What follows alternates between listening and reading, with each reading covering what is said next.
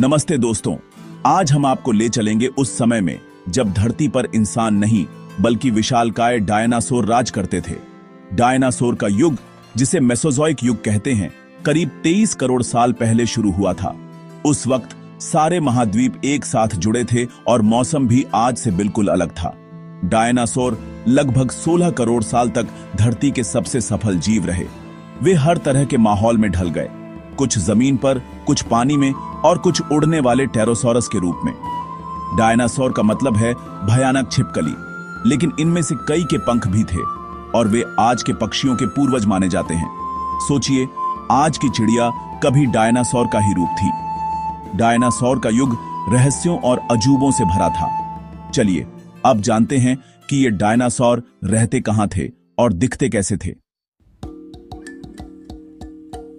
Dinosaur पूरी दुनिया में फैले हुए थे, अंटार्कटिका से लेकर भारत तक।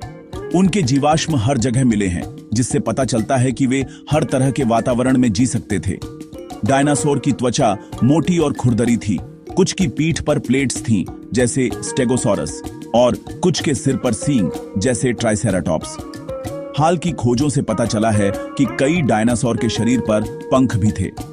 कुछ डायनासोर शाकाहारी थे, जो झुंड में रहते थे, जबकि टी-रेक्स जैसे मांसाहारी अकेले शिकार करते थे। डायनासोर अपने अंडों और बच्चों की देखभाल भी करते थे, ठीक वैसे ही जैसे आज के पक्षी। उनकी दुनिया में हर जीव को जिंदा रहने के लिए संघर्ष करना पड़ता था। शाकाहारी हमेशा सतर्क रहते, मांसाहारी शिकार की तलाश में रहते। डायनासोर की दुनिया खतरों और चुनौतियों से भरी थी, लेकिन जीवन का संघर्ष तब भी वैसा ही था जैसा आज है। डायनासोर का नाम सुनते ही दिमाग में विशाल जीव आते हैं, जैसे आर्जेंटिनोसॉरस, जिसकी लंबाई 35 मीटर और वजन 100 टन तक था।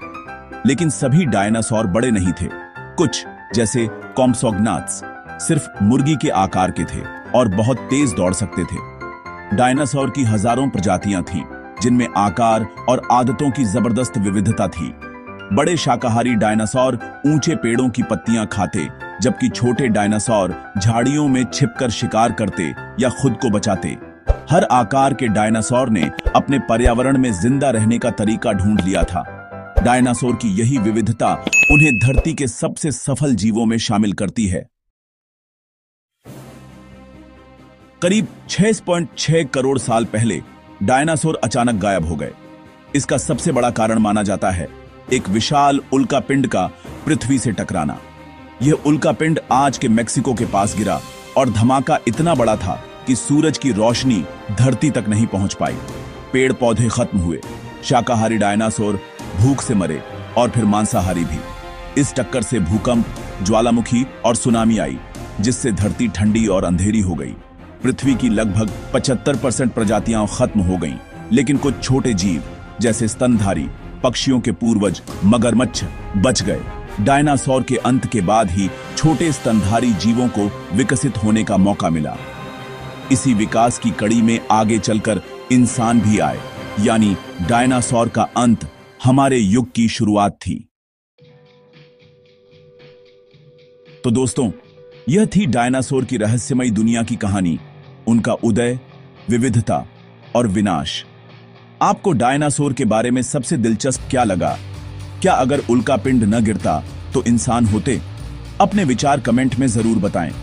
अब वीडियो को लाइक और शेयर करें ताकि और लोग भी इस जानकारी का लाभ उठा सकें। धन्यवाद।